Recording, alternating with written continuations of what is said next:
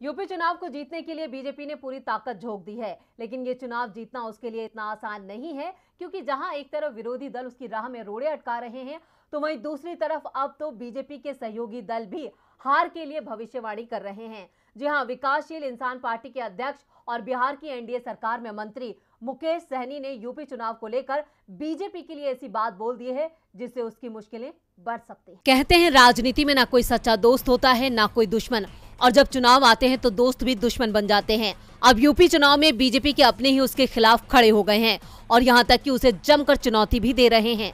बिहार में एनडीए का दामन थाम कर सत्ता पर राज करने वाली विकासशील इंसान पार्टी अब यूपी चुनाव में बीजेपी को ललकार रही है। विकासशील इंसान पार्टी के अध्यक्ष और बिहार सरकार में मंत्री मुकेश सहनी ने कहा है कि उत्तर प्रदेश विधानसभा चुनाव में बीजेपी को सत्ता से बेदखल करना ही उनका प्रमुख लक्ष्य है। पीएम मोदी और गृह मंत्री अमित शाह को अपने निशाने पर लेते हुए उन्होंने कहा कि हर चुनाव में प्रधानमंत्री नरेंद्र मोदी और केंद्रीय गृह मंत्री अमित शाह वादा करते हैं और फिर चुनाव के बाद अपने वादे को भूल जाते हैं। उत्तर प्रदेश विधानसभा चुनाव में जब हम योगी सरकार को सत्ता से बेदखल कर देंगे, तब बीजेपी को एहसास होगा कि निषाद समुदाय बीजेपी से कट चुका है।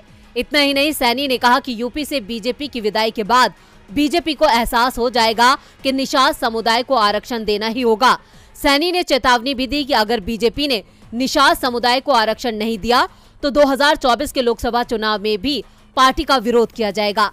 इसी के साथ ही उन्होंने चुनाव में जीत की ताल भी ठोकी। सैनी ने कहा कि उत्तर प्रदेश में 5 महीने पहले ही हमारी पार्टी सामने आई है और हम मजबूती से चुनाव लड़ रहे हैं।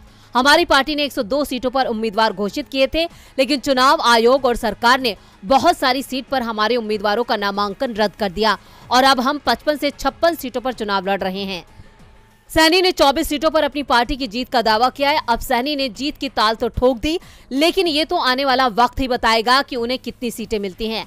लेकिन नेताजी से पहले एक बात तो साफ है कि सहयोगी दलों की हुंकार से बीजेपी को काफी नुकसान हो सकता है।